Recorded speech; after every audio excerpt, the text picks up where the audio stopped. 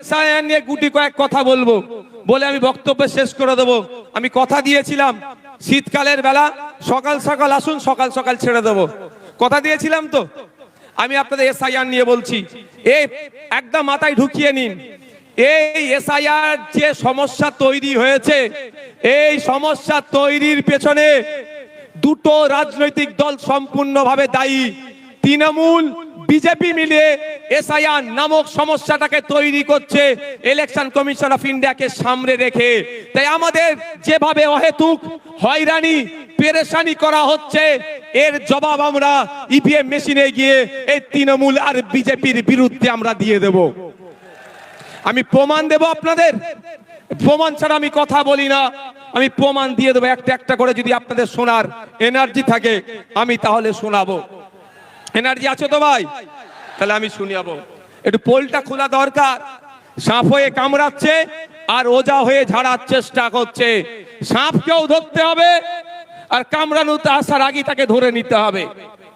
আপনাদের মাবি বলে রাখি, 2021-এ নির্বাচন পার হয়েছিল সিএ এনআরসির ভয় দেখিয়ে, সিএ এনআরসি করে দেশ থেকে তাড়িয়ে দেবে।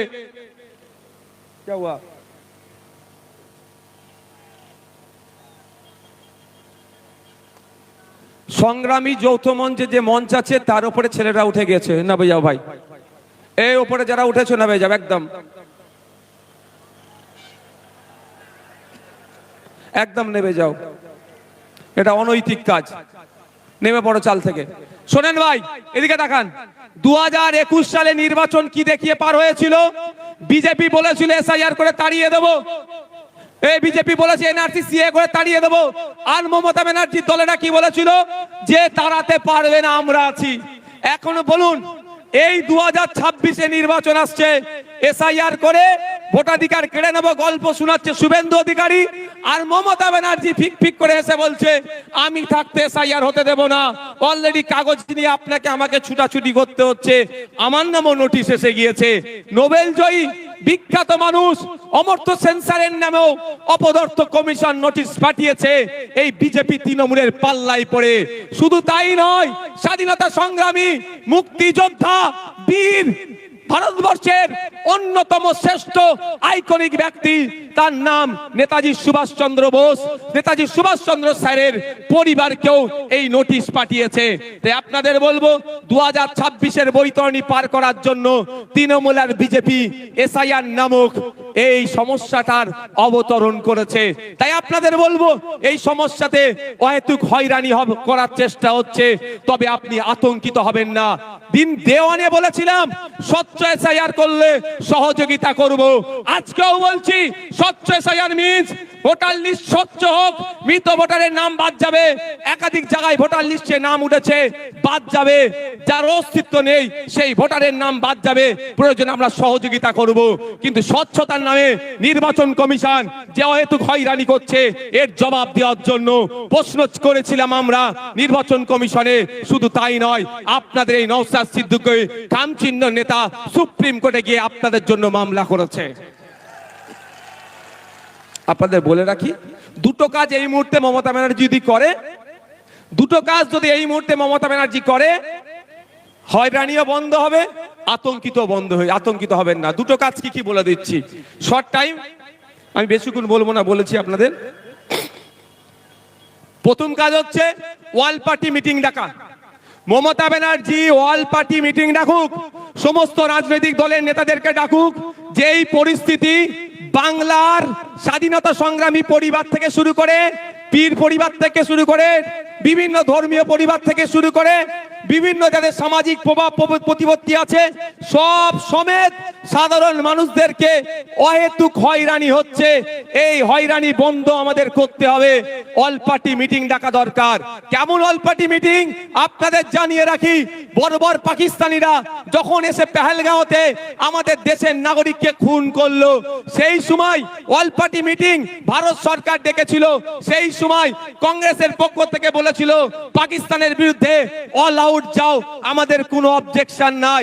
আজকে মমতা ব্যানার্জি যদি অল পার্টি মিটিং ডাকে, মমতা ব্যানার্জি ডাকে কেউ আসুক আর নাই আসুক, ইন্ডিয়ান সেকুলার ফ্রন্ট যাবে বাংলার নাগরিকদের সাথে, সেখানে গিয়ে বলবে স্বচ্ছতার সাথে যে কাজ পশ্চিম বাংলা সরকার করতে চাই আমরা প্রস্তুত আছি বাংলার মানুষের জন্য। করবে, তাহলে আপনি আতঙ্কিত মুক্ত হবেন তো ভাই? কিন্তু চাই না আপনি আতঙ্কিত মুক্ত হন মমতা ব্যানার্জির দলেরা। এরা চাই আপনি পেরেশানে থাকুন। আপনি পেরেশানে থাকলে প্রশ্ন করতে পারবেন না মাদ্রাসায় টিচার নেই কেন। আজকে দেখুন কলকাতায় গতকালকে খোঁজ নিয়ে দেখুন প্রায় 33 দিন এই ঠান্ডাতে তারা পড়ে আছে। আনএডেড টিচার গুলো, এমএসকেএসএস কে টিচারদের সাম্মানিকটা ঠিকঠাক পাচ্ছে না। মাদ্রাসায় 10,000 শূন্য পদ হয়ে গেছে, পরিকাঠামো ধ্বংস হয়ে গেছে, স্কুলে টিচার নাই, হাই স্কুলে টিচার নাই, শিক্ষার পরিকাঠামো ধ্বংস হয়ে গেছে। আপনি এটা প্রশ্ন করবেন না এসআইআর এর কাগজ নিয়ে ছুটাছুটি করবেন? এই ছুটাছুটি করার জন্য আপনাকে এই পদক্ষেপগুলো গ্রহণ করছে না। দ্বিতীয় হচ্ছে বিধানসভায় নিন্দা প্রস্তাব পাস করানো হোক। বিধানসভায় নিন্দা প্রস্তাব পাস করানো হোক। যেভাবে অহেতুক হয়রানি করা হচ্ছে এটা অত্যন্ত নিন্দাজনক কাজ। সেখানে নিন্দা প্রস্তাব পাস করানো হোক। সেই নিন্দা প্রস্তাবের কপিটা ইলেকশন কমিশন অফ ইন্ডিয়াকে দিক, আর যে সরকার একটা মামলা করুক সেই মামলাতে কপিটা অ্যাটাচ করে দিক।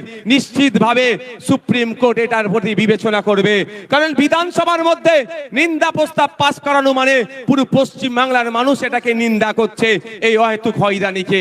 এটা করবে মমতা ব্যানার্জি সরকার? আওয়াজ দিন একটু। কেন করবে না? পেরেশান তো হচ্ছে দলিত, সব থেকে বেশি পেরেশানি হচ্ছে মুসলমান, তারপরে দলিত, তারপরে আদিবাসী। তাই মুসলমানকে তো মানুষ মনে করে না, শুধু ভোটার মনে করে, আর ক্যাপটিভ ভোট ব্যাংক হিসাবে রাখতে চায়। তাই আপনাদের বলবো দিকে দিকে আওয়াজ তুলতে হবে, বলতে হবে ইমিডিয়েট পশ্চিম বাংলা সরকারকে এ দুটো কাজ করা দরকার। এক, অল পার্টি মিটিং ডাকা, দ্বিতীয় হচ্ছে বিধানসভায় নিন্দা প্রস্তাব পাস করানো। এরপরও আপনাদের বলছি, আমার উপরে কেন এদের রাগ বুঝতে পেরেছেন? ৭৭টাকে নিয়ে কিছু নয়, নওশাদকেই হারাতে হবে। কারণ আমি তো এদের পয়েন্টে পয়েন্টে এদের ভুলগুলো ধরিয়ে দিই, ওই জন্য ওদের জয়েন্টে জয়েন্টে ব্যথাটা করে যায়। আমি তো বলছি আপনাকে, দেখবেন যাদের বাড়ি ফর্ম গেছে, ফর্মের সাথে আর একটা এক্সট্রা এই হিয়ারিং এর নোটিশ গেছে, হিয়ারিং এর নোটিশের সাথে আর একটা কাগজ গিয়েছে। সেই হিয়ারিং এর নোটিশের সাথে একটা যে কাগজ গিয়েছে সেখানে 13টা ডকুমেন্টসের কথা বলা হচ্ছে। যাদেরকে হিয়ারিং এ ডাকা হচ্ছে, এই 13টা ডকুমেন্টসের মধ্যে কোনো একটা ডকুমেন্ট সাবমিট করলে তার হিয়ারিংটা সে পজিটিভ হয়ে যাবে, অর্থাৎ তার অসুবিধা হবে না। এটা বলছো তো? আচ্ছা, আমরা এই এসআইআর নিয়ে এত দুটো মেনলি সমস্যার সম্মুখীন হতে হচ্ছে আমাদের। একটা, টাইম লস হচ্ছে, দাঁড়াতে হচ্ছে, অব্যবস্থা। ওখানে এই গেটের ওখান থেকে সরে যাও, তো এই গেটের ওখান থেকে সরে যাও, গেট থেকে সরে যাও, দেখতে পাচ্ছ না? এই সবার উপরে উঠে বসুন, নিচে বসুন না, বসুন। দুটো জিনিস হচ্ছে তো ভাই। একটা কি, আমার অযথা টাইম দিতে হচ্ছে, ওখানে অব্যবস্থা, ওখানে ঠিকঠাক ব্যবস্থা আমরা পাচ্ছি না, ঘন্টার পর ঘন্টা লাইনে গিয়ে দাঁড়াতে হচ্ছে। দ্বিতীয় হচ্ছে আমি আতঙ্কিত, তাই তো ভাই, যে আমার কি হবে। কিন্তু এই 13টা ডকুমেন্টসের মধ্যে যদি কারো একটা ডকুমেন্টস থাকে সে আতঙ্ক মুক্ত। আমি ঠিক কথা বলছি তো ভাই? আমি ভাই আতঙ্কিত নই আমার হাতে নোটিশ পাঠিয়েছে বলে। কেন বলুন তো? আর্টিকেল 326, আমার ভোটদানের স্বাধীনতা। 18 বছরের ঊর্ধ্বে হলে আমি ভোট দিতে পারবো, আমি ভারতীয় নাগরিক। আমার এটা কেউ কেড়ে নিতে পারবে না। কারো আশীর্বাদে যেমন কেউ অন্যায় ভাবে রাখতে পারবে না, কারো অভিশাপে কেউ অন্যায় ভাবে কেড়ে নিতে পারবে না। আমি আপনাদের বলি, এই নোটিশের 6 নম্বর পয়েন্টটা দেখুন কি লেখা আছে। 6 নম্বর বলা হচ্ছে, রাজ্যের উপযুক্ত কর্তৃপক্ষ প্রদত্ত স্থায়ী বসবাসের প্রমাণপত্র বা শংসাপত্র, অর্থাৎ পশ্চিম বাংলা সরকার তার কর্তৃপক্ষকে দিয়ে আপনার হাতে যদি রেসিডেন্স সার্টিফিকেট তুলে দেয়, তাহলে আপনি হিয়ারিং এর নোটিশে গিয়ে ওটা দিলেই আপনি হিয়ারিং, আপনার কোনো আর চিন্তার কারণ থাকবে না। কিন্তু সরকার একবারও এটা দেবে বলেছে? একবারও বলেছে যে তোমরা হয়রানি হয়ে না, তোমরা আতঙ্কিত হয়ে না, আমি তোমাদের সরকার যে আমি তোমাদের ব্যবস্থা করে দেবো। তাই আপনাদের বলি, আপনারা 2021 সালে অনেকে ভাঙড় ছাড়া অনেকে কি হবে না হবে ভেবে ভোট দিবার ইচ্ছা গেলেও ভোট দেননি। কিন্তু আপনাদের বলছি, আজকে যদি এটা সংযুক্ত মোর্চার সরকার চলতো তাহলে এই হয়রানি হতো না। তারপরেও যদি হয়রানি করার চেষ্টা করতো, আমরা বাড়িতে বাড়িতে এই রেসিডেন্স সার্টিফিকেটটা তৈরি করে পৌঁছে দিতাম। বাড়িতে থাকো, তোমার বাড়িতে আমরা কাগজ পৌঁছে দেবো। রাজ্য সরকার চাইলে যেভাবে দুয়ারে সরকার করছে সেরকম বাড়িতে সরকার পৌঁছে দিতে পারতো, খামে ভরে এনাও তোমার রেসিডেন্স সার্টিফিকেট, যাও তুমি গিয়ে হিয়ারিং এর টেবিলে দাও, তোমার হিয়ারিং পাস হয়ে যাবে, তোমার ভয় নেই। এটা করেছে রাজ্য সরকার, এটা জানতে হবে। আমি প্রথমেই বলি, শুভেন্দু অধিকারী আমাকে আপনাকে ভোটাধিকার কেড়ে নেওয়ার চক্রান্ত করছে। চক্রান্ত করলে চক্রান্তের জবাব দিতে হবে তো। কেউ যদি বুনোহল হয় তাহলে বাঘা তেঁতুল হতে হবে তো ভাই। তো বাঘা তেঁতুলের ভূমিকা দেখতে পাচ্ছি না। তারপরে চলে আসুন 10 নম্বর পয়েন্টে বলছে, রাজ্য স্থানীয় কর্তৃপক্ষের দ্বারা তৈরি পারিবারিক রেজিস্টার্ড। রাজ্য বা স্থানীয় কর্তৃপক্ষের দ্বারা তৈরি পারিবারিক রেজিস্টার্ড 2011 সালে আইসিডিএস কর্মীদের দিয়ে তথ্য তোলা হয়েছিল, এই পারিবারিক রেজিস্টার সেখানে আছে। এই তথ্যটা উঠে প্রথমে গিয়েছিল পঞ্চায়েতে, পঞ্চায়েত থেকে রাজ্যে গিয়েছিল। তাহলে আপনারা বলুন, এই তথ্যটা অলরেডি প্রতিটা পঞ্চায়েতে আছে। এই 10 নম্বর পয়েন্টটা যেটা চেয়েছে এর উত্তর, অর্থাৎ এই যে কাগজ চেয়েছে এই কাগজটা প্রতিটা পঞ্চায়েতে আছে। রাজ্য সরকার 2023 পঞ্চায়েত নির্বাচনে একছত্র ভোট লুট করেছে। সেই ভোট লুট করতে গিয়ে আমরা আমাদের ভাঙড়ের 3 ভাইকে হারিয়েছি, শহীদ মহিউদ্দিন, শহীদ হাসান, শহীদ রেজাউল গাজী।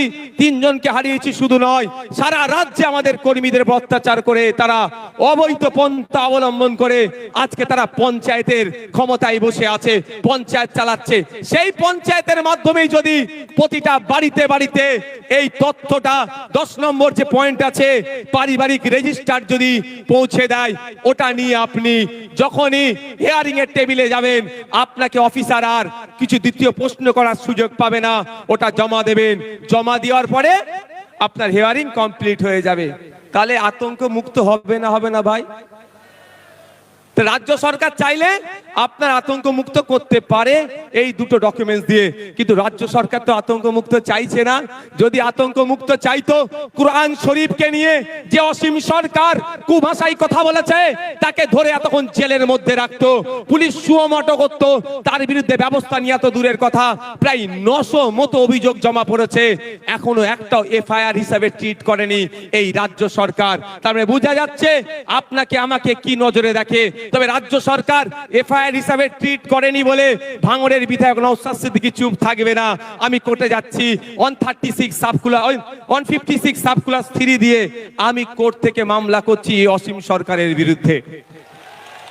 কিন্তু প্রশ্ন এটা, আপনারা বাংলার মানুষ, সংখ্যাগরিষ্ঠ মানুষ ভোট দিয়ে সরকার তৈরি করলো, আবার সংখ্যাগরিষ্ঠ মানুষকে রাস্তায় নামতে হবে কেন আমার এসআইআর এর বাঁচানোর জন্য? তাহলে সরকারের কাজটা কি? আমি সরকার তৈরি করেছি, আমার বিপদে আপদে, আমার সুবিধা অসুবিধাতে আমার পাশে থাকবে, তার পরিবর্তে আমাকে আরো ঠেলে দিচ্ছে বিপদের দিকে। তাই আপনাদের বলবো, আসলেই কি তৃণমূল কংগ্রেস এসআইআর থেকে আপনাদের নিস্তার দেবে মনে হচ্ছে? ওয়াকাফ খেয়েছে জানেন তো নাকি? ওয়াকাফটা যেমন আমি আছি হবে না, আমি থাকতে হবে না, আমি থাকতে হবে না, আমি থাকতে হবে না, টুক করে রাত্রে কি বললো? ওয়াকাফ মেনে নিল, এটাও মিলিয়ে নেবেন। এসআইআর উনি বেঁচে থাকতে হবেন না বলছেন, বলতে বলতে শেষ দিন আপনাকে তো ডুবিয়ে দিতে পারে। তাই বলছি আপনাদের, আপনার লড়াই আপনাকে লড়ে নিতে হবে, আমার লড়াই আমাদেরকে লড়ে নিতে হবে। তাই ওদের কথা, মমতা ব্যানার্জির কথাই ভরসা করে লাভ হবে না, আমাদেরকে আওয়াজ তুলতে হবে যে ইমিডিয়েট যে পঞ্চায়েতে পারিবারিক রেজিস্টার যে সার্টিফিকেট আছে সেইগুলো যাদের নামে হিয়ারিং এসছে, তাই হিয়ারিং এর অলরেডি সুপ্রিম কোর্ট অর্ডার দিয়েছে, যাদেরকে হিয়ারিং ইস্যু করা হচ্ছে তাদের লিস্ট কি করো, পাবলিশ করো। সেই লিস্ট দেখে দেখে পঞ্চায়েতেই পাবলিশ করার কথা বলা হয়েছে, প্রতিটা পঞ্চায়েতে সেই লিস্ট দেখে পাবলিশ করে আমাকে পাবলিশ যেটা হবে আমার বাড়িতে কাগজ পৌঁছে দেওয়া হোক। এই আওয়াজটা আমরা তুলবো তো নাকি গো? তুলতে হবে তো নাকি? ঝিম মেরে গেলে হবে? আর 5 মিনিট বলবো, অসুবিধা আছে? আর এনার্জি আছে? কাদের এনার্জি আছে আর একবার দেখি তো। এনার্জি আছে তো? এনার্জি আছে তো? ফুল এনার্জি আছে? আর 5 মিনিট বলবো। মমতা ব্যানার্জি এই মুহূর্তে পশ্চিম বাংলার মুসলমানদেরকে সব থেকে বড় যে অভিশাপটা দিয়েছে তার নাম হচ্ছে ওবিসি নতুন সার্টিফিকেট। মমতা ব্যানার্জি প্রতিনিয়ত, তার দল বাদশাহী প্রতিনিয়ত মুসলমান দলিত আদিবাসীদেরকে এক একটা করে অভিশাপ উপহার দেয়। তাই মুসলমান এখন সব থেকে বড় অভিশাপ যেটা পেয়েছে সেটার নাম হচ্ছে ওবিসি সার্টিফিকেট। এই ওবিসি সার্টিফিকেট নামটা অস্তে থাকবে, ছিঁড়ে ফেলে দেওয়া, বাড়িতে রেখে দেওয়া আর সার্টিফিকেট রাখা একই হবে। কারণ কলে কৌশলে মুসলমানদের শুধু নাম কাস্তে সার্টিফিকেটটা রাখতে চাইছে। যেভাবে মেসিকে দেখতে আসলো, টিকিট কাটলো, বাড়িতে ঢুকলো, তারপরে কি হলো, আপনার স্টেডিয়ামে ঢুকলো, মেসিকে দেখতে পেল না। আপনার হাতে সার্টিফিকেট থাকবে, ফর্ম ফিল আপ করবেন, পরীক্ষায় বসবেন, রিটেনে পাস করবেন, ভাইভাতে গিয়ে ভাইবার পরে যখন লিস্ট বার হবে আপনি সংরক্ষিত কোটায় আর চাকরি পাবেন না। এই গ্যাড়াকলটা মমতা ব্যানার্জি সরকার করেছে, তৃণমূলের সরকার করেছে। তাই আপনাদের বলবো এর বিরুদ্ধে আমাদের লড়াই করতে হবে। আমাদের লড়াই ফেক এসটি এসসি সার্টিফিকেটের বিরুদ্ধে। প্রকৃত যিনি দলিত সে চাকরি পাচ্ছে না, প্রকৃত যিনি আদিবাসী সে চাকরি পাচ্ছে না, প্রকৃত যে অনগ্রসর শ্রেণীর মুসলমান সে চাকরি পাচ্ছে না। এর বিরুদ্ধে আমাদের লড়াই। যারা প্রকৃত অর্থে চাকরির প্রয়োজন, উচ্চ শিক্ষায় সংরক্ষণের প্রয়োজন, তাদেরকে ক্ষমতায় নিয়ে আসতে হবে। তাই আপনাদের বার্তা দিচ্ছি, আপনারা যদি আমাদের সুযোগ দেন আমরা নিয়ে আসবো। তবে একটা কথা বলি, মমতা ব্যানার্জির বিশ্বাস হচ্ছে না আমার তিনি এসআইআর এর বিরুদ্ধে সত্যিকারের লড়াই করবেন। বাসন্তীতে হেয়ারিং এর পরে আপনার রিসিভ দিচ্ছিল না, আমাদের কর্মীরা গিয়ে আন্দোলন করে রিসিভ যখন দিয়ালো তার কিছুক্ষণের মধ্যে পুলিশকে পাঠিয়ে তৃণমূলের নেতা এসে আমাদের কর্মীদের ওখান থেকে সরিয়ে দিল। এটা মানে কি? রিসিভ দিয়া তো ভালো কথা, তারপরে খবর পেলাম আর রিসিভ দিচ্ছে না। তাহলে এই যে চক্রান্ত বিজেপি করছে সেই চক্রান্তের সাথে কিন্তু তৃণমূল একইভাবে যুক্ত আছে। তাই এই চক্রান্তের জবাব আমাদেরকে গণতান্ত্রিক প্রক্রিয়া দিতে হবে। গতকালকে দেখছিলাম সিপিএম এর এক সিনিয়র লিডারের মেরে মুখ টুক ফাটিয়ে দিয়েছে। অভিযোগটা কি, তার অপরাধটা কি? যে এসআইআর এর নামে যে অহেতুক নাগরিক হয়রানি হচ্ছে এর বন্ধের জন্য ডেপুটেশন দিতে গিয়েছিল। তাহলে নাগরিক হয়রানি বন্ধের জন্য ডেপুটেশন দিলে যদি অহেতুক পেরেশানি করে, এই তৃণমূল যদি আক্রমণ করে, প্রকৃত অর্থে তৃণমূল কি এর বিরুদ্ধে আছে? আজকের প্রোগ্রাম আমরা এবার একদম শেষের দিকে এসেছি, আমরা শেষ করব। শেষ করতে আগে আপনারা আস্তে আস্তে বিদায় নেন, যেতে যেতে মাইকের আওয়াজ পাবেন।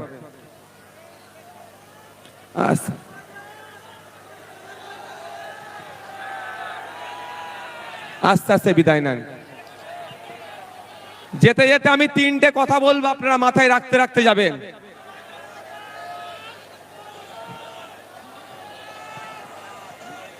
তিনটে কথা বলবো, মাথায় রাখতে রাখতে যাবেন। প্রথম কথা, আমি আবারও বলছি, প্রতিটা স্টেজ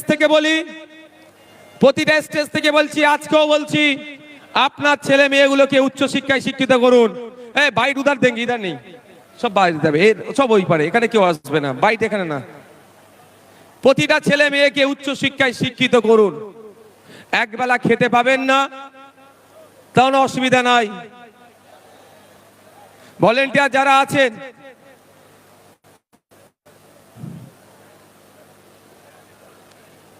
উচ্চ শিক্ষায় শিক্ষিত করুন। দ্বিতীয় কথা, ভাই শুনো না, এর মধ্যে কোনো ইন্টারভিউ দেবো না দাদা আমার। দ্বিতীয় কথা, রাজনৈতিক সৌজন্যতা বজায় রাখবেন। রাজনীতির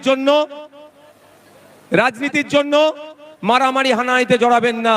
তৃতীয় কথা, ল অ্যান্ড অর্ডার হাতে তুলে নেবেন না। Law and order situation create হোক এই কাজ করবেন না। প্রশাসনকে আপনারা সহযোগিতা করবেন। আর একটা কথা বলবো, আপনারা কি শুনতে প্রস্তুত আছেন? একটু হাত তুলুন তো যারা শুনবেন। একটা চ্যালেঞ্জ এখান থেকে দিয়ে রাখছি, তৃণমূলের বন্ধুরা আইএসএফ এর সাথে রাজনৈতিক ভাবে পেরে উঠতে পারছে না। আইএসএফ এর বিশ্বজিৎ দা, শামসুর আলী মল্লিক, তাপস দা, নাসিরউদ্দিন মীর সাহেব থেকে শুরু করে, লক্ষ্মীকান্ত হাসদা থেকে শুরু করে, কুতুব ভাই থেকে শুরু করে, আর জামির ভাই থেকে শুরু করে, সাবির দা থেকে শুরু করে, যে নেতৃত্ব আছে এবং বুথ লেভেল পর্যন্ত যে নেতৃত্বরা আছে, তাদের সাথে যুক্তি তর্কে পেরে উঠতে পারছে না। তারা বলছে যে ভোট কেটে নাকি বিজেপি লিখবেন, আইএসএফ যেখানে যেখানে প্রার্থী দেবে ভোট কেটে যদি বিজেপি দায়ভার আইএসএফ নেবে, তৃণমূল যা শাস্তি দেবে মাথা পেতে মেনে নেবে। আর সে এগ্রিমেন্ট পেপারে মমতা ব্যানার্জিকে লিখে সই করতে হবে, তৃণমূল যেখানে যেখানে প্রার্থী দেবে ভোট কেটে যদি বিজেপি আসে তার দায়ভার তৃণমূলের উপরে বর্তাবে, আর আইএসএফ যা শাস্তি দেবে গণতান্ত্রিক প্রক্রিয়ায় তৃণমূলকে মেনে নিতে হবে। এই চ্যালেঞ্জটা আজকে শহীদ মিনার ময়দান থেকে দিয়ে রাখলাম। তাহলে বোঝা যাবে বিজেপিকে আটকানোর জন্য কে কারা ফ্রন্টে এসে এগিয়ে এসে লড়াই করছে। আমরা আদর্শগত বিজেপি এবং আরএসএস এর বিরুদ্ধে আমাদের পূর্বেকার বক্তা শ্রদ্ধেয় সম্মানীয় বাবা সাহেব আম্বেদকরের নাতি যে কথা বলেছেন, একদম আমরা আদর্শগতভাবে বিজেপি আরএসএস এর বিরুদ্ধে গণতান্ত্রিক প্রক্রিয়া আমরা লড়াই সংগ্রাম জারি রাখবো। কিন্তু বাংলাতে এই বিজেপিকে যারা জায়গা করে দিচ্ছে, যেই তৃণমূল ফ্রন্টে এসে লড়াই করছে, তাদের বিরুদ্ধেও কোন অংশে লড়াই জারি কম আমরা রাখবো না। ধন্যবাদ সকলকে। আস্তে আস্তে বিদায় নিন। আপনারা অনুরোধ করব, যেভাবে শৃঙ্খলার সাথে আপনারা এসেছেন একইভাবে শৃঙ্খলার সাথে আপনারা যাবেন। প্রশাসনের বন্ধুরা আপনাদেরকে যেভাবে আসার পথে সহযোগিতা করেছে, যাওয়ার পথে ট্রাফিক থেকে সমস্ত বিষয় সহযোগিতা করবে। তাদের দেখানো ট্রাফিকিং যে ট্রাফিক যারা তারা যা মেনটেন করছে যেভাবে, সেই রকম ভাবে আপনারা যাবেন। আমি ধন্যবাদ জানাই আজকের এই মহতি অধিকার মহাসভা। আগামী দিনে আমার টার্গেট বিধানসভায় 90 জন মুসলিম এমএলএ যাবে 294 এর মধ্যে, আর 204 নিয়ে শুভেন্দু আর মমতা ব্যানার্জির মধ্যে যে কম্পিটিশন, ও বড় হিন্দু না এ বড় হিন্দু, এ মন্দিরের প্রতিযোগিতা করছে, ও সনাতনী সনাতনী করে চিৎকার করছে। তো তারা 204টে আসন কে 150 পৌঁছায় দেখি না। মনে হতে পারে আমি একাই 182টা আসনে লড়ে 100 সিট দখল করব, নির্ণায়ক শক্তি হব। আর নালে এরা যদি আমার সঙ্গে সঙ্গ দেয় আমরা সরকার করব। ওই দ্বিতীয় আর তৃতীয় হবে টিএমসি আর বিজেপি, আমরা ফার্স্ট পজিশনে যাব। আজকে 2011-তে 59 জন মুসলিম বিধায়ক ছিল, 2016-তে এসে সেটা 57 হয়েছিল, 2021-এ কৌশল করে মমতা ব্যানার্জি সেই সংখ্যাটা 42 আর নওশাদকে ধরে 43। তো আমি যখন লড়াইয়ে নামি আমি ইঞ্চি ইঞ্চি মেপে লড়াইটা করি। আমি তো 2টো সিটে লড়বো, 2টোতেই জিতবো ইনশাল্লাহ, তারপরে একটা ছাড়বো, এটাই নিয়ম। 2টোতে তো আর থাকা যাবে না। 2.5 লক্ষ মানুষের উপস্থিতিতে আমার রাজনৈতিক দলের ওপেনিং হয়েছে। আগে ওই লোকটা যে অভিষেক ওদের সর্বভারতীয় নেতা, সে যাবে বলছে 17 তারিখে মুর্শিদাবাদে, ওই লোকটা করে দেখাক, তারপরে এই পাতাখোরদের কথার জবাব দেবো। আমার সঙ্গে যেসব দলের যারা তৃণমূলকে সরকার থেকে সরাতে চায় আর যারা বিজেপিকে ক্ষমতা থেকে দূরে রাখতে চায়, অর্থাৎ বিজেপিকেও ক্ষমতায় আসতে যারা দিতে চায় না, যে কোনো রাজনৈতিক দল, সে সিপিএম হতে পারে, আইএসএফ হতে পারে, নিম হতে পারে, কংগ্রেসও হতে পারে, তারা যদি আমার সঙ্গে জোটবদ্ধভাবে লড়ে, আমার স্থির বিশ্বাস এই তৃণমূল গভর্নমেন্টটা 100-তে পৌঁছাতে পারবে না, আর বিজেপিও 100-র ধারে কাছে থাকতে পারবে না। কিন্তু এরা কি করবে এটা এদের এখনো পর্যন্ত পরিষ্কার না। কাজেই এমন হতে পারে আমি একাই 182টা আসনে লড়ে 100 সিট দখল করব, নির্ণায়ক শক্তি হব। আর নালে এরা যদি আমার সঙ্গে সঙ্গ দেয় আমরা সরকার করব।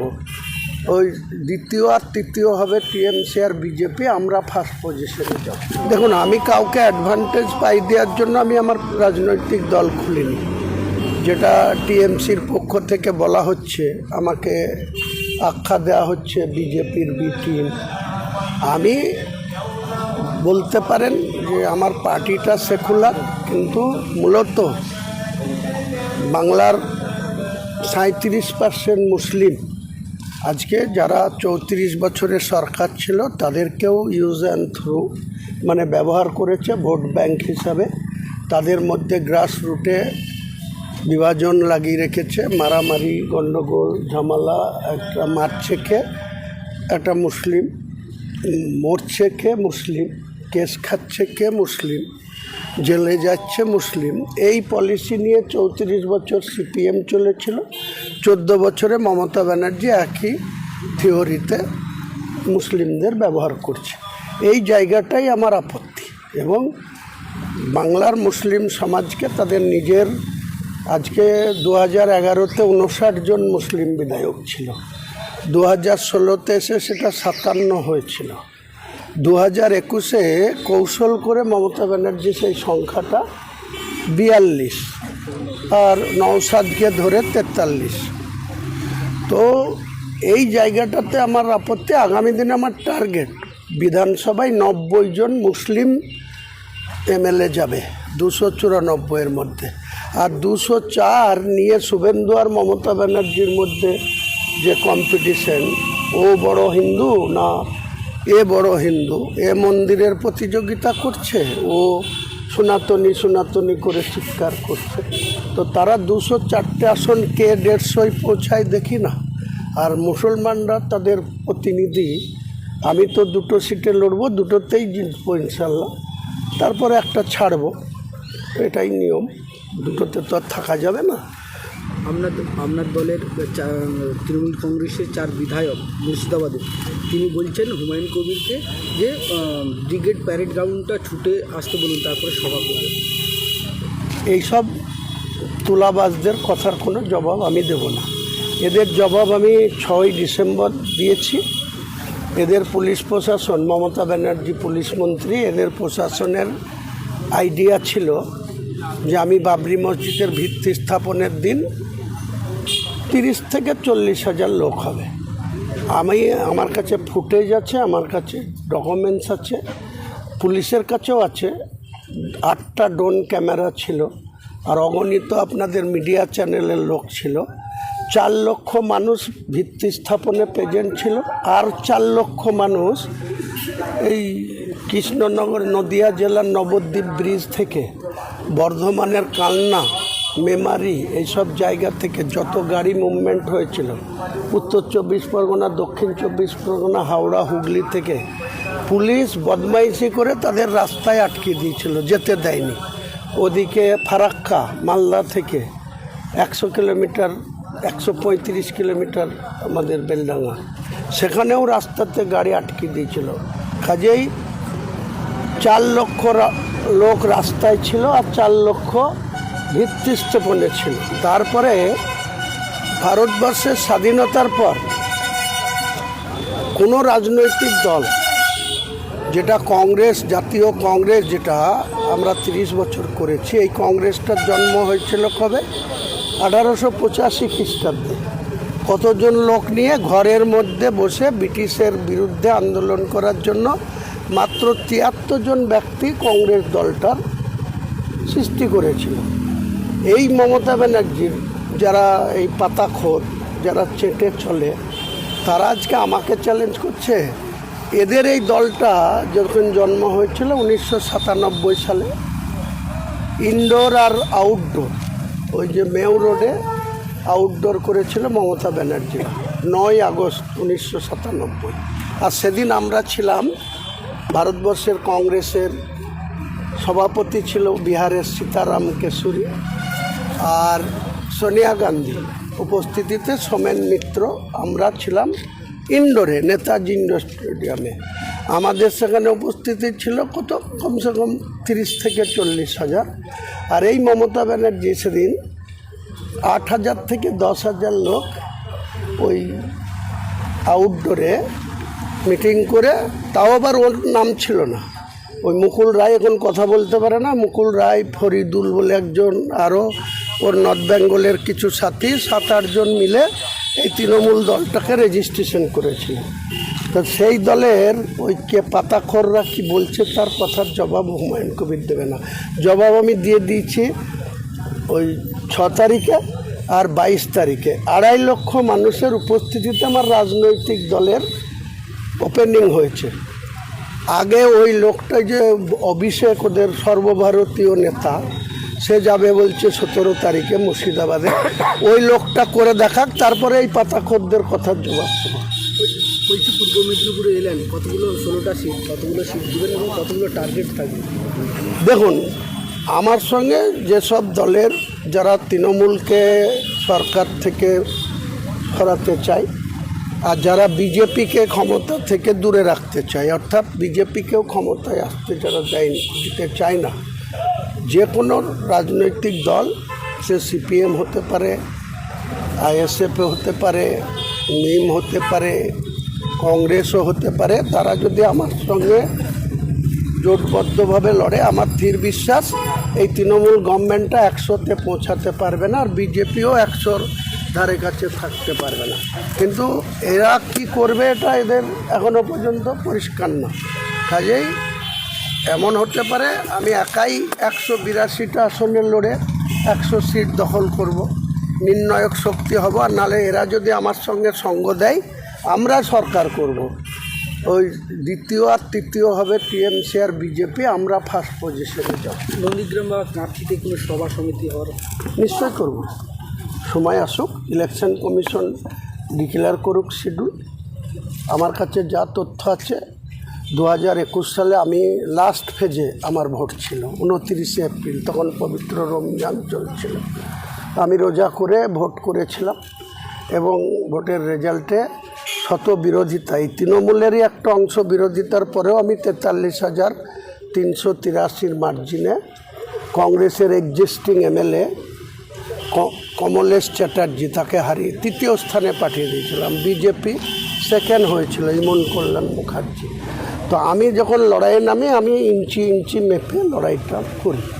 কাজেই যখন অল আউট লড়ব, তখন তো এই মেদিনীপুরে কোনো সিটে প্রচারে আসব, আর সেই সময় এই গাড়িতে এসেছি, গাড়িতে আসার কোনো সুযোগ হবে না, কারণ আমি প্রতিদিন একটা দিনে মিনিমাম 3টে করে বিধানসভায় প্রচারে যাব, এবং সেটা হেলিকপ্টারে যেতে হবে সময় সংকলনের জন্য, সময় মেকআপ করার জন্য।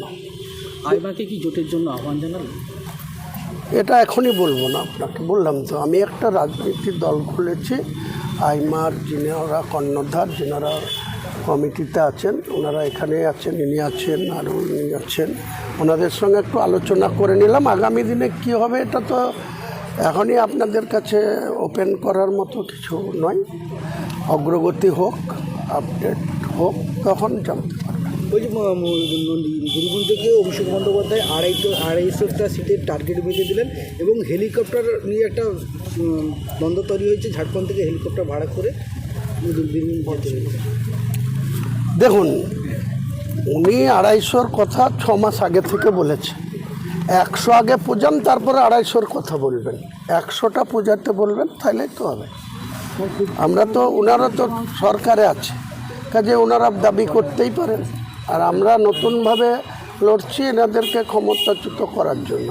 কাজেই সমস্ত কিছু সময় আসলে তখন মানুষ কি রায় দেয়, মানুষ কি চায়, মানুষ আবার একটা দুর্নীতিগ্রস্ত সরকারকে প্রতিষ্ঠা করতে। আগামী দিনে আমার টার্গেট বিধানসভায় 90 জন মুসলিম এমএলএ যাবে 294-এর মধ্যে, আর 204 নিয়ে শুভেন্দু আর মমতা ব্যানার্জির মধ্যে যে কম্পিটিশন, ও বড় হিন্দু না এ বড় হিন্দু, এ মন্দিরের প্রতিযোগিতা করছে, ও সনাতনী করে চিৎকার করছে, তো তারা 204টে আসন কে 150-য় পৌঁছায় দেখি না। মনে হতে পারে আমি একাই 182টা আসনে লড়ে 100 সিট দখল করব, নির্ণায়ক শক্তি হব, আর নালে এরা যদি আমার সঙ্গে সঙ্গ দেয় আমরা সরকার করব। ওই দ্বিতীয় আর তৃতীয় হবে টিএমসি আর বিজেপি, আমরা ফার্স্ট পজিশনে যাব। আজকে 2011-তে 59 জন মুসলিম বিধায়ক ছিল, 2016-তে এসে সেটা 57 হয়েছিল, 2021-এ কৌশল করে মমতা ব্যানার্জি সেই সংখ্যাটা 42, আর নওশাদকে ধরে 43। তো আমি যখন লড়াইয়ে নামি, আমি ইঞ্চি ইঞ্চি মেপে লড়াইটা করি। আমি তো 2টো সিটে লড়বো, 2টোতেই জিতবো ইনশাল্লাহ। তারপরে একটা ছাড়বো, এটাই নিয়ম। দুটোতে তো আর থাকা যাবে না। 2.5 লক্ষ মানুষের উপস্থিতিতে আমার রাজনৈতিক দলের ওপেনিং হয়েছে। আগে ওই লোকটা যে অভিষেক, ওদের সর্বভারতীয় নেতা, সে যাবে বলছে 17 তারিখে মুর্শিদাবাদে। ওই লোকটা করে দেখাক, তারপরে এই পাতাখোরদের কথার জবাব দেবো। আমার সঙ্গে যেসব দলের যারা তৃণমূলকে সরকার থেকে সরাতে চায় আর যারা বিজেপিকে ক্ষমতা থেকে দূরে রাখতে চায়, অর্থাৎ বিজেপিকেও ক্ষমতায় আসতে যারা দিতে চায় না, যে কোনো রাজনৈতিক দল, সে সিপিএম হতে পারে, আইএসএফ হতে পারে, নিম হতে পারে, কংগ্রেসও হতে পারে, তারা যদি আমার সঙ্গে জোটবদ্ধভাবে লড়ে, আমার স্থির বিশ্বাস এই তৃণমূল গভর্নমেন্টটা 100-তে পৌঁছাতে পারবে না, আর বিজেপিও 100-র ধারে কাছে থাকতে পারবে না। কিন্তু এরা কি করবে এটা এদের এখনো পর্যন্ত পরিষ্কার না। কাজেই এমন হতে পারে আমি একাই 182টা আসনে লড়ে 100 সিট দখল করব, নির্ণায়ক শক্তি হব। আর নালে এরা যদি আমার সঙ্গে সঙ্গ দেয়, আমরা সরকার করব। ওই দ্বিতীয় আর তৃতীয় হবে টিএমসি আর বিজেপি, আমরা ফার্স্ট পজিশনে যাব। দেখুন, আমি কাউকে অ্যাডভান্টেজ পাই দেওয়ার জন্য আমি আমার রাজনৈতিক দল খুলিনি। যেটা টিএমসির পক্ষ থেকে বলা হচ্ছে, আমাকে আখ্যা দেওয়া হচ্ছে বিজেপির বি টিম। আমি বলতে পারেন যে আমার পার্টিটা সেকুলার, কিন্তু মূলত বাংলার 37% মুসলিম। আজকে যারা 34 বছরের সরকার ছিল তাদেরকেও ইউজ অ্যান্ড থ্রু মানে ব্যবহার করেছে ভোট ব্যাংক হিসাবে। তাদের মধ্যে গ্রাস রুটে বিভাজন লাগিয়ে রেখেছে, মারামারি, গণ্ডগোল, ঝামেলা। একটা মারছে খেয়ে একটা মুসলিম, মরছে কে মুসলিম, কেস খাচ্ছে কে মুসলিম, জেলে যাচ্ছে মুসলিম। এই পলিসি নিয়ে 34 বছর সিপিএম চলেছিল, 14 বছরে মমতা ব্যানার্জি একই থিওরিতে মুসলিমদের ব্যবহার করছে। এই জায়গাটাই আমার আপত্তি। এবং বাংলার মুসলিম সমাজকে তাদের নিজের, আজকে 2011-তে 59 জন মুসলিম বিধায়ক ছিল, 2016-তে এসে সেটা 57 হয়েছিল, 2021-এ কৌশল করে মমতা ব্যানার্জি সেই সংখ্যাটা 42 আর নওশাদকে ধরে 43। তো এই জায়গাটাতে আমার আপত্তি। আগামী দিনে আমার টার্গেট বিধানসভায় 90 জন মুসলিম এমএলএ যাবে 294-এর মধ্যে। আর 204 নিয়ে শুভেন্দু আর মমতা ব্যানার্জির মধ্যে যে কম্পিটিশন, ও বড় হিন্দু না এ বড় হিন্দু, এ মন্দিরের প্রতিযোগিতা করছে, ও সনাতনী সনাতনী করে চিৎকার করছে। তো তারা 204টে আসন কে 150 পৌঁছায় দেখি না। আর মুসলমানরা তাদের প্রতিনিধি, আমি তো 2টো সিটে লড়বো, 2টোতেই জিতবো ইনশাল্লাহ। তারপরে একটা ছাড়বো, এটাই নিয়ম। 2টোতে তো আর থাকা যাবে না।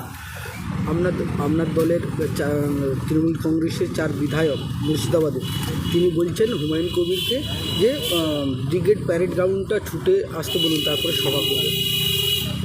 এইসব তুলাবাজদের কথার কোনো জবাব আমি দেব না। এদের জবাব আমি 6 ডিসেম্বর দিয়েছি। এদের পুলিশ প্রশাসন, মমতা ব্যানার্জি পুলিশ মন্ত্রী, এদের প্রশাসনের আইডিয়া ছিল যে আমি বাবরি মসজিদের ভিত্তি স্থাপনের দিন 30 থেকে 40 হাজার লোক হবে। আমার কাছে ফুটেজ আছে, আমার কাছে ডকুমেন্টস আছে, পুলিশের কাছেও আছে।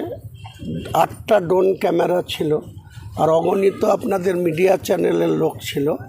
4 লক্ষ মানুষ ভিত্তি স্থাপনে প্রেজেন্ট ছিল, আর 4 লক্ষ মানুষ এই কৃষ্ণনগর নদিয়া জেলার নবদ্বীপ ব্রিজ থেকে বর্ধমানের কালনা, মেমারি, এইসব জায়গা থেকে যত গাড়ি মুভমেন্ট হয়েছিল, উত্তর 24 পরগনা, দক্ষিণ 24 পরগনা, হাওড়া, হুগলি থেকে পুলিশ বদমাইশি করে তাদের রাস্তায় আটকে দিয়েছিল, যেতে দেয়নি। ওদিকে ফারাক্কা মালদা থেকে 100 কিলোমিটার, 135 কিলোমিটার আমাদের বেলডাঙ্গা, সেখানেও রাস্তাতে গাড়ি আটকে দিয়েছিল। কাজেই 4 লক্ষ লোক রাস্তায় ছিল, আর 4 লক্ষ ভিত্তি স্থাপনে ছিল। তারপরে ভারতবর্ষের স্বাধীনতার পর কোনো রাজনৈতিক দল, যেটা কংগ্রেস, জাতীয় কংগ্রেস, যেটা আমরা 30 বছর করেছি, এই কংগ্রেসটার জন্ম হয়েছিল কবে? 1885 খ্রিস্টাব্দে। কতজন লোক নিয়ে ঘরের মধ্যে বসে ব্রিটিশের বিরুদ্ধে আন্দোলন করার জন্য মাত্র 73 জন ব্যক্তি কংগ্রেস দলটার সৃষ্টি করেছিল। এই মমতা ব্যানার্জির যারা এই পাতাখোর, যারা চেটে চলে, তারা আজকে আমাকে চ্যালেঞ্জ করছে। এদের এই দলটা যখন জন্ম হয়েছিল 1997 সালে, ইনডোর আর আউটডোর, ওই যে মেউ রোডে আউটডোর করেছিল মমতা ব্যানার্জি 9 আগস্ট 1997। আর সেদিন আমরা ছিলাম, ভারতবর্ষের কংগ্রেসের সভাপতি ছিল বিহারের সীতারাম কেশরী, আর সোনিয়া গান্ধী উপস্থিতিতে সোমেন মিত্র, আমরা ছিলাম ইনডোরে, নেতাজি ইন্ডোর স্টেডিয়ামে। আমাদের সেখানে উপস্থিতি ছিল কত, কমসে কম 30 থেকে 40 হাজার। আর এই মমতা ব্যানার্জি সেদিন 8,000 থেকে 10,000 লোক ওই আউটডোরে মিটিং করে, তাও আবার ওর নাম ছিল না। ওই মুকুল রায় এখন কথা বলতে পারে না, মুকুল রায়, ফরিদুল বলে একজন, আরও ওর নর্থ বেঙ্গলের কিছু সাথী 7-8 জন মিলে এই তৃণমূল দলটাকে রেজিস্ট্রেশন করেছিল। তো সেই দলের ওই কে পাতাখোররা কি বলছে তার কথার জবাব হুমায়ুন কবির দেবে না। জবাব আমি দিয়ে দিয়েছি ওই 6 তারিখে আর 22 তারিখে 2.5 লক্ষ মানুষের উপস্থিতিতে আমার রাজনৈতিক দলের ওপেনিং হয়েছে। আগে ওই লোকটা যে অভিষেক, ওদের সর্বভারতীয় নেতা, সে যাবে বলছে 17 তারিখে মুর্শিদাবাদে। ওই লোকটা করে দেখাক, তারপরে এই পাতাখোরদের কথার জবাব দেবো। বলছি পূর্ব মেদিনীপুরে এলেন, কতগুলো 16টা সিট, কতগুলো সিট দেবেন এবং কতগুলো টার্গেট থাকবে? দেখুন, আমার সঙ্গে যেসব দলের যারা তৃণমূলকে সরকার থেকে সরাতে চায় আর যারা বিজেপিকে ক্ষমতা থেকে দূরে রাখতে চায়, অর্থাৎ বিজেপিকেও ক্ষমতায় আসতে যারা দিতে চায় না, যে কোনো রাজনৈতিক দল, সে সিপিএম হতে পারে, আইএসএফ হতে পারে, নিম হতে পারে, কংগ্রেসও হতে পারে, তারা যদি আমার সঙ্গে জোটবদ্ধভাবে লড়ে, আমার স্থির বিশ্বাস এই তৃণমূল গভর্নমেন্টটা 100-তে পৌঁছাতে পারবে না, আর বিজেপিও 100-র ধারে কাছে থাকতে পারবে না। কিন্তু এরা কি করবে এটা এদের এখনও পর্যন্ত পরিষ্কার না।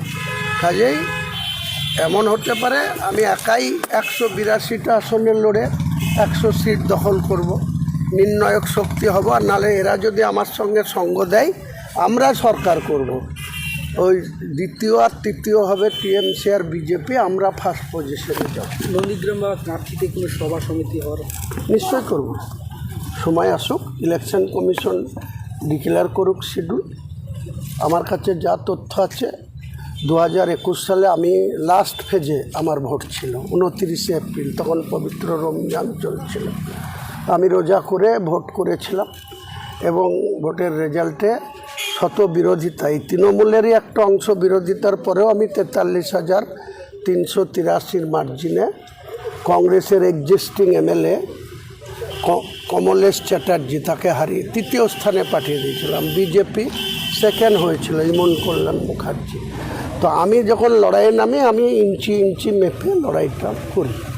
কাজেই যখন অল আউট লড়ব, তখন তো এই মেদিনীপুরে কোনো সিটে প্রচারে আসব, আর সেই সময় এই গাড়িতে এসেছি, গাড়িতে আসার কোনো সুযোগ হবে না, কারণ আমি প্রতিদিন একটা দিনে মিনিমাম 3টে করে বিধানসভায় প্রচারে যাব, এবং সেটা হেলিকপ্টারে যেতে হবে সময় সংকলনের জন্য, সময় মেকআপ করার জন্য।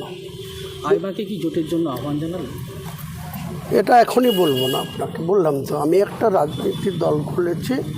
আইমার যিনারা কর্ণধার, যিনারা কমিটিতে আছেন, ওনারা এখানে আছেন, ইনি আছেন, আরও ইনি আছেন, ওনাদের সঙ্গে একটু আলোচনা করে নিলাম। আগামী দিনে কি হবে এটা তো এখনই আপনাদের কাছে ওপেন করার মতো কিছু নয়।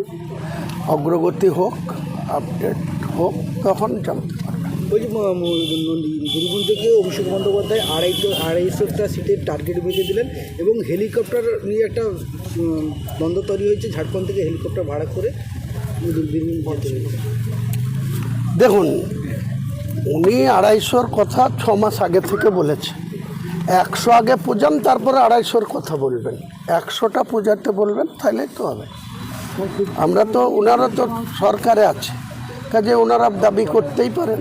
আর আমরা নতুনভাবে লড়ছি এনাদেরকে ক্ষমতাচ্যুত করার জন্য। কাজেই সমস্ত কিছু সময় আসলে তখন মানুষ কি রায় দেয়, মানুষ কি চায়, মানুষ আবার একটা দুর্নীতিগ্রস্ত সরকারকে প্রতিষ্ঠা করতে। আগামী দিনে আমার টার্গেট, বিধানসভায় 90 জন মুসলিম এমএলএ যাবে 294-এর মধ্যে। আর 204 নিয়ে শুভেন্দু আর মমতা ব্যানার্জির মধ্যে যে কম্পিটিশন, ও বড় হিন্দু না এ বড় হিন্দু, এ মন্দিরের প্রতিযোগিতা করছে, ও সনাতনী করে চিৎকার করছে। তো তারা 204টে আসন কে 150 পৌঁছায় দেখি না। মনে হতে পারে আমি একাই 182টা আসনে লড়ে 100 সিট দখল করব, নির্ণায়ক শক্তি হব। আর নালে এরা যদি আমার সঙ্গে সঙ্গ দেয়, আমরা সরকার করব। ওই দ্বিতীয় আর তৃতীয় হবে টিএমসি আর বিজেপি, আমরা ফার্স্ট পজিশনে যাব। আজকে 2011-তে 59 জন মুসলিম বিধায়ক ছিল, 2016-তে এসে সেটা 57 হয়েছিল, 2021-এ কৌশল করে মমতা ব্যানার্জি সেই সংখ্যাটা 42 আর নওশাদকে ধরে 43। তো আমি যখন লড়াইয়ে নামি, আমি ইঞ্চি মেপে লড়াইটা করি। আমি তো 2টো সিটে লড়বো, 2টোতেই জিতবো ইনশাল্লাহ, তারপরে একটা ছাড়বো, এটাই নিয়ম। 2টোতে তো আর থাকা যাবে না। 2.5 লক্ষ মানুষের উপস্থিতিতে আমার রাজনৈতিক দলের ওপেনিং হয়েছে। আগে ওই লোকটা যে অভিষেক, ওদের সর্বভারতীয় নেতা, সে যাবে বলছে 17 তারিখে মুর্শিদাবাদে। ওই লোকটা করে দেখাক, তারপরে এই পাতাখোরদের কথার জবাব দেবো।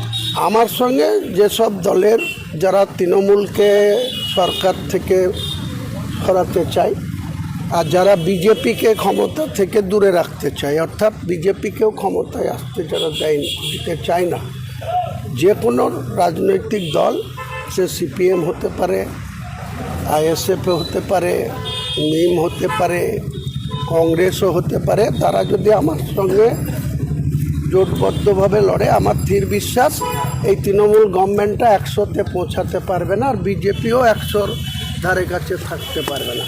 কিন্তু এরা কি করবে এটা এদের এখনো পর্যন্ত পরিষ্কার না।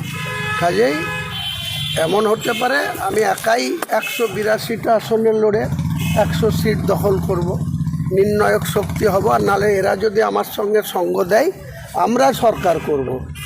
ওই দ্বিতীয় আর তৃতীয় হবে টিএমসি আর বিজেপি, আমরা ফার্স্ট পজিশনে যাব। দেখুন, আমি কাউকে অ্যাডভান্টেজ পাই দেওয়ার জন্য আমি আমার রাজনৈতিক দল খুলিনি। যেটা টিএমসির পক্ষ থেকে বলা হচ্ছে, আমাকে আখ্যা দেওয়া হচ্ছে বিজেপির বি টিম। আমি বলতে পারেন যে আমার পার্টিটা সেকুলার, কিন্তু মূলত বাংলার 37% মুসলিম।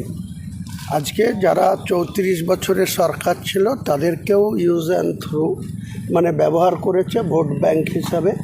তাদের মধ্যে গ্রাস রুটে বিভাজন লাগিয়ে রেখেছে, মারামারি, গণ্ডগোল, ঝামেলা।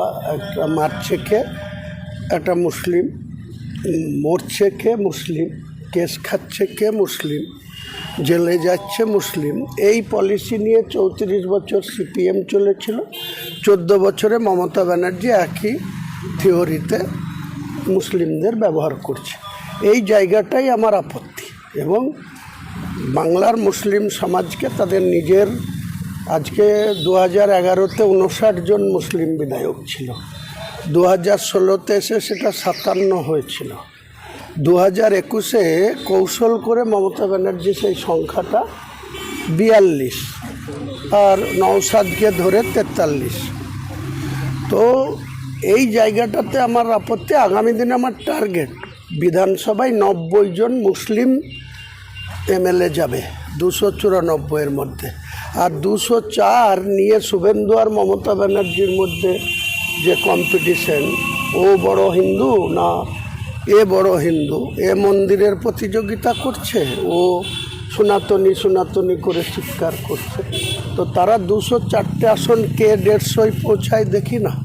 আর মুসলমানরা তাদের প্রতিনিধি, আমি তো 2টো সিটে লড়বো, 2টোতেই জিতবো ইনশাল্লাহ, তারপরে একটা ছাড়বো, এটাই নিয়ম, 2টোতে তো আর থাকা যাবে না।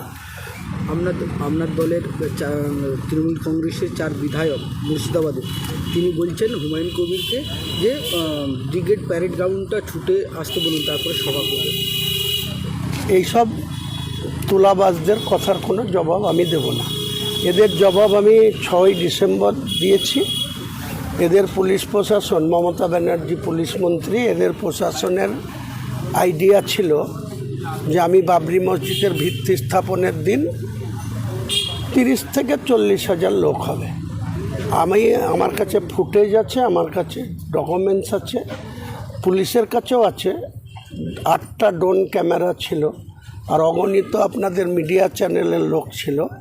4 লক্ষ মানুষ ভিত্তি স্থাপনে প্রেজেন্ট ছিল, আর 4 লক্ষ মানুষ এই কৃষ্ণনগর নদিয়া জেলার নবদ্বীপ ব্রিজ থেকে বর্ধমানের কালনা, মেমারি, এইসব জায়গা থেকে যত গাড়ি মুভমেন্ট হয়েছিল, উত্তর 24 পরগনা, দক্ষিণ 24 পরগনা, হাওড়া, হুগলি থেকে পুলিশ বদমাইশি করে তাদের রাস্তায় আটকে দিয়েছিল, যেতে দেয়নি। ওদিকে ফারাক্কা মালদা থেকে 100 কিলোমিটার, 135 কিলোমিটার আমাদের বেলডাঙ্গা, সেখানেও রাস্তাতে গাড়ি আটকে দিয়েছিল। কাজেই 4 লক্ষ লোক রাস্তায় ছিল, আর 4 লক্ষ ভিত্তি স্থাপনে ছিল। তারপরে ভারতবর্ষের স্বাধীনতার পর কোনো রাজনৈতিক দল, যেটা কংগ্রেস, জাতীয় কংগ্রেস, যেটা আমরা 30 বছর করেছি, এই কংগ্রেসটার জন্ম হয়েছিল কবে? 1885 খ্রিস্টাব্দে। কতজন লোক নিয়ে ঘরের মধ্যে বসে ব্রিটিশের বিরুদ্ধে আন্দোলন করার জন্য মাত্র 73 জন ব্যক্তি কংগ্রেস দলটার সৃষ্টি করেছিল। এই মমতা ব্যানার্জির যারা এই পাতাখোর, যারা চেটে চলে, তারা আজকে আমাকে চ্যালেঞ্জ করছে। এদের এই দলটা যখন জন্ম হয়েছিল 1997 সালে, ইনডোর আর আউটডোর, ওই যে মেউ রোডে আউটডোর করেছিল মমতা ব্যানার্জি 9 আগস্ট 1997। আর সেদিন আমরা ছিলাম, ভারতবর্ষের কংগ্রেসের সভাপতি ছিল বিহারের সীতারাম কেশরী, আর সোনিয়া গান্ধী উপস্থিতিতে সোমেন মিত্র, আমরা ছিলাম ইনডোরে, নেতাজি ইন্ডোর স্টেডিয়ামে। আমাদের সেখানে উপস্থিতি ছিল কমসে কম 30 থেকে 40 হাজার। আর এই মমতা ব্যানার্জি সেদিন 8,000 থেকে 10,000 লোক ওই আউটডোরে মিটিং করে, তাও আবার ওর নাম ছিল না। ওই মুকুল রায় এখন কথা বলতে পারে না, মুকুল রায়, ফরিদুল বলে একজন, আরও ওর নর্থ বেঙ্গলের কিছু সাথী, 7-8 জন মিলে এই তৃণমূল দলটাকে রেজিস্ট্রেশন করেছিল। তো সেই দলের ওই কে পাতাখোররা কি বলছে তার কথার জবাব হুমায়ুন কবির দেবে না। জবাব আমি দিয়ে দিয়েছি ওই 6 তারিখে আর 22 তারিখে 2.5 লক্ষ মানুষের উপস্থিতিতে আমার রাজনৈতিক দলের ওপেনিং হয়েছে। আগে ওই লোকটা যে অভিষেক, ওদের সর্বভারতীয় নেতা, সে যাবে বলছে 17 তারিখে মুর্শিদাবাদে। ওই লোকটা করে দেখাক, তারপরে এই পাতাখোরদের কথার জবাব দেবো। বলছি, পূর্ব মেদিনীপুরে এলেন, কতগুলো 16টা সিট, কতগুলো সিট দেবেন এবং কতগুলো টার্গেট থাকবে? দেখুন, আমার সঙ্গে যেসব দলের যারা তৃণমূলকে সরকার থেকে সরাতে চায়, আর যারা বিজেপিকে ক্ষমতা থেকে দূরে রাখতে চায়, অর্থাৎ বিজেপিকেও ক্ষমতায় আসতে যারা দিতে চায় না, যে কোনো রাজনৈতিক দল, সে সিপিএম হতে পারে, আইএসএফ হতে পারে, নিম হতে পারে, কংগ্রেসও হতে পারে, তারা যদি আমার সঙ্গে জোটবদ্ধভাবে লড়ে, আমার স্থির বিশ্বাস এই তৃণমূল গভর্নমেন্টটা 100-তে পৌঁছাতে পারবে না, আর বিজেপিও 100-র ধারে কাছে থাকতে পারবে না। কিন্তু এরা কি করবে এটা এদের এখনও পর্যন্ত পরিষ্কার না। কাজেই এমন হতে পারে আমি একাই 182টা আসনে লড়ে 100 সিট দখল করব, নির্ণায়ক শক্তি হব। আর নালে এরা যদি আমার সঙ্গে সঙ্গ দেয়, আমরা সরকার করব। ওই দ্বিতীয় আর তৃতীয় হবে টিএমসি আর বিজেপি, আমরা ফার্স্ট পজিশনে যাব। নন্দীগ্রাম বা কাঁথিতে কোনো সভা সমিতি হওয়ার নিশ্চয় করব, সময় আসুক, ইলেকশন কমিশন ডিক্লেয়ার করুক শিডিউল। আমার কাছে যা তথ্য আছে 2021 সালে আমি লাস্ট ফেজে আমার ভোট ছিল 29 এপ্রিল, তখন পবিত্র রমজান চলছিল। আমি রোজা করে ভোট করেছিলাম এবং ভোটের রেজাল্টে শত বিরোধিতা, এই তৃণমূলেরই একটা অংশ বিরোধিতার পরেও আমি 43,383 মার্জিনে কংগ্রেসের এক্সিস্টিং এমএলএ কমলেশ চ্যাটার্জি তাকে হারিয়ে তৃতীয় স্থানে পাঠিয়ে দিয়েছিলাম। বিজেপি সেকেন্ড হয়েছিল ইমন কল্যাণ মুখার্জি। তো আমি যখন লড়াইয়ে নামি আমি ইঞ্চি ইঞ্চি মেপে লড়াইটা করি। কাজেই যখন অল আউট লড়ব তখন তো এই মেদিনীপুরে কোনো সিটে প্রচারে আসব, আর সেই সময় এই গাড়িতে এসেছি, গাড়িতে আসার কোনো সুযোগ হবে না, কারণ আমি প্রতিদিন একটা দিনে মিনিমাম 3টে করে বিধানসভায় প্রচারে যাব এবং সেটা হেলিকপ্টারে যেতে হবে সময় সংকলনের জন্য, সময় মেকআপ করার জন্য। আইমাকে কি জোটের জন্য আহ্বান জানাবেন? এটা এখনই বলবো না, আপনাকে বললাম তো আমি একটা রাজনীতির দল খুলেছি। আইমার যিনারা কর্ণধার, যিনারা কমিটিতে আছেন, ওনারা এখানে আছেন, ইনি আছেন, আরও ইনি আছেন, ওনাদের সঙ্গে একটু আলোচনা করে নিলাম। আগামী দিনে কি হবে এটা তো এখনই আপনাদের কাছে ওপেন করার মতো কিছু নয়। অগ্রগতি হোক, আপডেট হোক, তখন জানতে পারবেন। ওই যে বীরভূম থেকে অভিষেক বন্দ্যোপাধ্যায় 250টা সিটের টার্গেট বেঁধে দিলেন এবং হেলিকপ্টার নিয়ে একটা দ্বন্দ্ব তৈরি হয়েছে, ঝাড়খণ্ড থেকে হেলিকপ্টার ভাড়া করে বীরভূম পৌঁছে। দেখুন, উনি 250-র কথা 6 মাস আগে থেকে বলেছে। 100 আগে পূজান, তারপরে 250-র কথা বলবেন। 100টা পূজাতে বলবেন, তাহলেই তো হবে। আমরা তো, ওনারা তো সরকারে আছে, কাজে ওনারা দাবি করতেই পারেন। আর আমরা নতুনভাবে লড়ছি এনাদেরকে ক্ষমতাচ্যুত করার জন্য। কাজেই সমস্ত কিছু সময় আসলে তখন মানুষ কি রায় দেয়, মানুষ কি চায়, মানুষ আবার একটা দুর্নীতিগ্রস্ত সরকারকে প্রতিষ্ঠা করতে। আগামী দিনে আমার টার্গেট বিধানসভায় 90 জন মুসলিম এমএলএ যাবে 294-এর মধ্যে, আর 204 নিয়ে শুভেন্দু আর মমতা ব্যানার্জির মধ্যে যে কম্পিটিশন, ও বড় হিন্দু না এ বড় হিন্দু, এ মন্দিরের প্রতিযোগিতা করছে, ও সনাতনী করে চিৎকার করছে। তো তারা 204টে আসন কে 150 পৌঁছায় দেখি না। মনে হতে পারে আমি একাই 182টা আসনে লড়ে 100 সিট দখল করব, নির্ণায়ক শক্তি হব। আর নালে এরা যদি আমার সঙ্গে সঙ্গ দেয় আমরা সরকার করব। ওই দ্বিতীয় আর তৃতীয় হবে টিএমসি আর বিজেপি, আমরা ফার্স্ট পজিশনে যাব। আজকে 2011-তে 59 জন মুসলিম বিধায়ক ছিল, 2016-তে এসে সেটা 57 হয়েছিল, 2021-এ কৌশল করে মমতা ব্যানার্জি সেই সংখ্যাটা 42 আর নওশাদকে ধরে 43। তো আমি যখন লড়াইয়ে নামি আমি ইঞ্চি ইঞ্চি মেপে লড়াইটা করি। আমি তো 2টো সিটে লড়বো, 2টোতেই জিতবো ইনশাল্লাহ, তারপরে একটা ছাড়বো, এটাই নিয়ম। 2টোতে তো আর থাকা যাবে না। 2.5 লক্ষ মানুষের উপস্থিতিতে আমার রাজনৈতিক দলের ওপেনিং হয়েছে। আগে ওই লোকটা যে অভিষেক, ওদের সর্বভারতীয় নেতা, সে যাবে বলছে 17 তারিখে মুর্শিদাবাদে, ওই লোকটা করে দেখাক, তারপরে এই পাতাখোরদের কথার জবাব দেবো। আমার সঙ্গে যেসব দলের যারা তৃণমূলকে সরকার থেকে সরাতে চায় আর যারা বিজেপিকে ক্ষমতা থেকে দূরে রাখতে চায়, অর্থাৎ বিজেপিকেও ক্ষমতায় আসতে যারা দিতে চায় না, যে কোনো রাজনৈতিক দল, সে সিপিএম হতে পারে, আইএসএফ হতে পারে, নিম হতে পারে, কংগ্রেসও হতে পারে, তারা যদি আমার সঙ্গে জোটবদ্ধভাবে লড়ে, আমার দৃঢ় বিশ্বাস এই তৃণমূল গভর্নমেন্টটা 100-তে পৌঁছাতে পারবে না, আর বিজেপিও 100-র ধারে কাছে থাকতে পারবে না। কিন্তু এরা কি করবে এটা এদের এখনো পর্যন্ত পরিষ্কার না। কাজেই এমন হতে পারে আমি একাই 182টা আসনে লড়ে 100 সিট দখল করব, নির্ণায়ক শক্তি হব। আর নালে এরা যদি আমার সঙ্গে সঙ্গ দেয় আমরা সরকার করব। ওই দ্বিতীয় আর তৃতীয় হবে টিএমসি আর বিজেপি, আমরা ফার্স্ট পজিশনে যাব। দেখুন, আমি কাউকে অ্যাডভান্টেজ পাই দেওয়ার জন্য আমি আমার রাজনৈতিক দল খুলিনি। যেটা টিএমসির পক্ষ থেকে বলা হচ্ছে, আমাকে আখ্যা দেওয়া হচ্ছে বিজেপির বি টিম।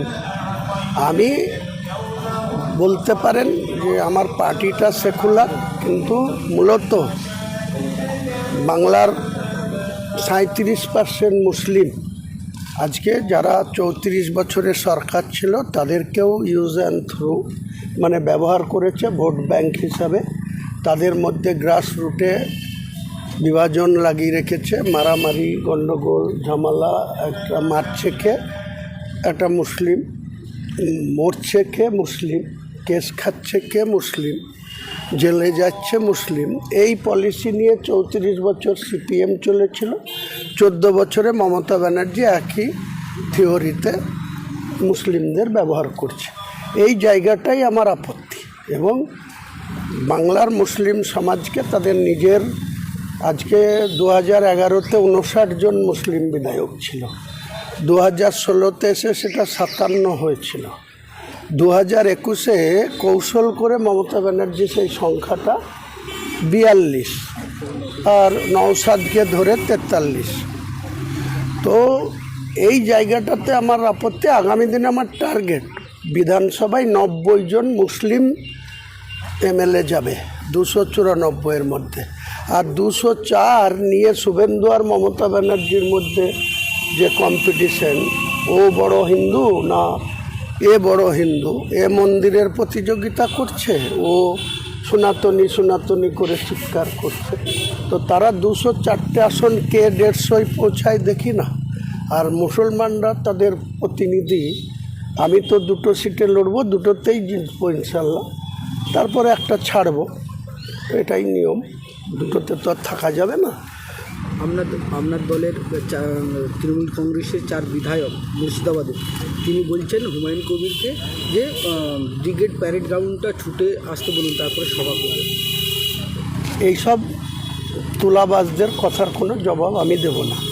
এদের জবাব আমি 6 ডিসেম্বর দিয়েছি। এদের পুলিশ প্রশাসন, মমতা ব্যানার্জি পুলিশ মন্ত্রী, এদের প্রশাসনের আইডিয়া ছিল যে আমি বাবরি মসজিদের ভিত্তি স্থাপনের দিন 30 থেকে 40 হাজার লোক হবে। আমার কাছে ফুটেজ আছে, আমার কাছে ডকুমেন্টস আছে, পুলিশের কাছেও আছে। 8টা ড্রোন ক্যামেরা ছিল, আর অগণিত আপনাদের মিডিয়া চ্যানেলের লোক ছিল। 4 লক্ষ মানুষ ভিত্তি স্থাপনে প্রেজেন্ট ছিল, আর 4 লক্ষ মানুষ এই কৃষ্ণনগর নদিয়া জেলার নবদ্বীপ ব্রিজ থেকে বর্ধমানের কালনা, মেমারি, এইসব জায়গা থেকে যত গাড়ি মুভমেন্ট হয়েছিল, উত্তর 24 পরগনা, দক্ষিণ 24 পরগনা, হাওড়া, হুগলি থেকে পুলিশ বদমাইশি করে তাদের রাস্তায় আটকে দিয়েছিল, যেতে দেয়নি। ওদিকে ফারাক্কা মালদা থেকে 100 কিলোমিটার, 135 কিলোমিটার আমাদের বেলডাঙ্গা, সেখানেও রাস্তাতে গাড়ি আটকে দিয়েছিল। কাজেই 4 লক্ষ লোক রাস্তায় ছিল, আর 4 লক্ষ ভিত্তি স্থাপনে ছিল। তারপরে ভারতবর্ষের স্বাধীনতার পর কোনো রাজনৈতিক দল, যেটা কংগ্রেস, জাতীয় কংগ্রেস, যেটা আমরা 30 বছর করেছি, এই কংগ্রেসটার জন্ম হয়েছিল কবে? 1885 খ্রিস্টাব্দে। কতজন লোক নিয়ে ঘরের মধ্যে বসে ব্রিটিশের বিরুদ্ধে আন্দোলন করার জন্য মাত্র 73 জন ব্যক্তি কংগ্রেস দলটার সৃষ্টি করেছিল। এই মমতা ব্যানার্জির যারা এই পাতাখোর, যারা চেটে চলে, তারা আজকে আমাকে চ্যালেঞ্জ করছে। এদের এই দলটা যখন জন্ম হয়েছিল 1997 সালে, ইনডোর আর আউটডোর, ওই যে মেউ রোডে আউটডোর করেছিল মমতা ব্যানার্জি 9 আগস্ট 1997। আর সেদিন আমরা ছিলাম, ভারতবর্ষের কংগ্রেসের সভাপতি ছিল বিহারের সীতারাম কেশরী, আর সোনিয়া গান্ধী উপস্থিতিতে সোমেন মিত্র। আমরা ছিলাম ইনডোরে, নেতাজি ইন্ডোর স্টেডিয়ামে। আমাদের সেখানে উপস্থিতি ছিল কত, কমসে কম 30 থেকে 40 হাজার। আর এই মমতা ব্যানার্জি সেদিন 8,000 থেকে 10,000 লোক ওই আউটডোরে মিটিং করে, তাও আবার ওর নাম ছিল না। ওই মুকুল রায় এখন কথা বলতে পারে না, মুকুল রায়, ফরিদুল বলে একজন, আরও ওর নর্থ বেঙ্গলের কিছু সাথী 7-8 জন মিলে এই তৃণমূল দলটাকে রেজিস্ট্রেশন করেছিল। তো সেই দলের ওই কে পাতাখোররা কি বলছে তার কথার জবাব হুমায়ুন কবির দেবে না। জবাব আমি দিয়ে দিয়েছি ওই 6 তারিখে আর 22 তারিখে 2.5 লক্ষ মানুষের উপস্থিতিতে আমার রাজনৈতিক দলের ওপেনিং হয়েছে। আগে ওই লোকটা যে অভিষেক, ওদের সর্বভারতীয় নেতা, সে যাবে বলছে 17 তারিখে মুর্শিদাবাদে। ওই লোকটা করে দেখাক, তারপরে এই পাতাখোরদের কথার জবাব দেবো। বলছি পূর্ব মেদিনীপুরে এলেন, কতগুলো 16টা সিট, কতগুলো সিট দেবেন এবং কতগুলো টার্গেট থাকবে? দেখুন, আমার সঙ্গে যেসব দলের যারা তৃণমূলকে সরকার থেকে সরাতে চায় আর যারা বিজেপিকে ক্ষমতা থেকে দূরে রাখতে চায়, অর্থাৎ বিজেপিকেও ক্ষমতায় আসতে যারা দিতে চায় না, যে কোনো রাজনৈতিক দল, সে সিপিএম হতে পারে, আইএসএফ হতে পারে, নিম হতে পারে, কংগ্রেসও হতে পারে, তারা যদি আমার সঙ্গে জোটবদ্ধভাবে লড়ে, আমার স্থির বিশ্বাস এই তৃণমূল গভর্নমেন্টটা 100-তে পৌঁছাতে পারবে না, আর বিজেপিও 100-র ধারে কাছে থাকতে পারবে না। কিন্তু এরা কি করবে এটা এদের এখনও পর্যন্ত পরিষ্কার না। কাজেই এমন হতে পারে আমি একাই 182টা আসনে লড়ে 100 সিট দখল করব, নির্ণায়ক শক্তি হব। আর নালে এরা যদি আমার সঙ্গে সঙ্গ দেয়, আমরা সরকার করব। ওই দ্বিতীয় আর তৃতীয় হবে টিএমসি আর বিজেপি, আমরা ফার্স্ট পজিশনে যাব। নন্দীগ্রাম বা কাঁথিতে কোনো সভা সমিতি হওয়ার? নিশ্চয় করব, সময় আসুক, ইলেকশন কমিশন ডিক্লেয়ার করুক শিডিউল। আমার কাছে যা তথ্য আছে, 2021 সালে আমি লাস্ট ফেজে আমার ভোট ছিল 29 এপ্রিল, তখন পবিত্র রমজান চলছিল। আমি রোজা করে ভোট করেছিলাম এবং ভোটের রেজাল্টে শত বিরোধিতা, এই তৃণমূলেরই একটা অংশ বিরোধিতার পরেও আমি 43,383 মার্জিনে কংগ্রেসের এক্সিস্টিং এমএলএ কমলেশ চ্যাটার্জি, তাকে হারিয়ে 3য় স্থানে পাঠিয়ে দিয়েছিলাম। বিজেপি সেকেন্ড হয়েছিল, ইমন কল্যাণ মুখার্জি। তো আমি যখন লড়াইয়ে নামি, আমি ইঞ্চি ইঞ্চি মেপে লড়াইটা করি। কাজেই যখন অল আউট লড়ব, তখন তো এই মেদিনীপুরে কোনো সিটে প্রচারে আসব, আর সেই সময় এই গাড়িতে এসেছি, গাড়িতে আসার কোনো সুযোগ হবে না, কারণ আমি প্রতিদিন একটা দিনে মিনিমাম 3টে করে বিধানসভায় প্রচারে যাব, এবং সেটা হেলিকপ্টারে যেতে হবে সময় সংকলনের জন্য, সময় মেকআপ করার জন্য। আইমাকে কি জোটের জন্য আহ্বান জানাবেন? এটা এখনই বলবো না আপনাকে, বললাম তো আমি একটা রাজনীতির দল খুলেছি। আইমার যিনারা কর্ণধার, যিনারা কমিটিতে আছেন, ওনারা এখানে আছেন, ইনি আছেন, আরও ইনি আছেন, ওনাদের সঙ্গে একটু আলোচনা করে নিলাম। আগামী দিনে কি হবে এটা তো এখনই আপনাদের কাছে ওপেন করার মতো কিছু নয়। অগ্রগতি হোক, আপডেট হোক, তখন জানতে পারবেন। ওই যে বীরভূম থেকে অভিষেক বন্দ্যোপাধ্যায় 250টা সিটের টার্গেট বেঁধে দিলেন এবং হেলিকপ্টার নিয়ে একটা দ্বন্দ্ব তৈরি হয়েছে, ঝাড়খণ্ড থেকে হেলিকপ্টার ভাড়া করে বীরভূম যেতে। দেখুন, উনি 250-র কথা 6 মাস আগে থেকে বলেছে। 100 আগে পূজান, তারপরে 250-র কথা বলবেন। 100টা পূজাতে বলবেন, তাহলেই তো হবে। আমরা তো, ওনারা তো সরকারে আছে, কাজে ওনারা দাবি করতেই পারেন, আর আমরা